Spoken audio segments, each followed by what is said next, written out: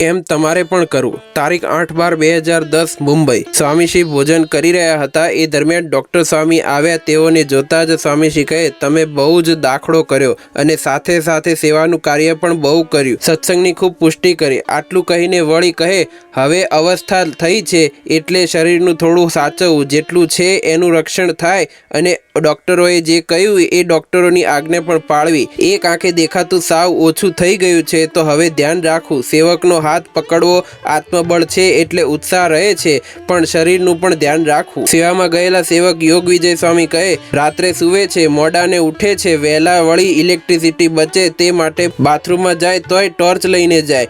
આપ એમને કહો કે અત્યારે આંખમાં દેખાતું ઓછું થયું છે તો લાઇટ ચાલુ કરે।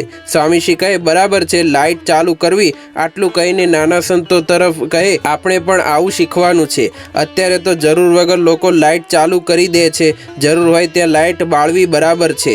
વળી કહે, અવયવો શિથિલ થયા છે એટલે એને આધીન થઈને કરવું। હું ઘણો ઊંચો નીચો થઈ જતો, પણ હવે એવી સ્થિતિ આવી છે એટલે આધાર લઈને કરું છું। એમ તમારે પણ કરવું। જય સ્વામિનારાયણ।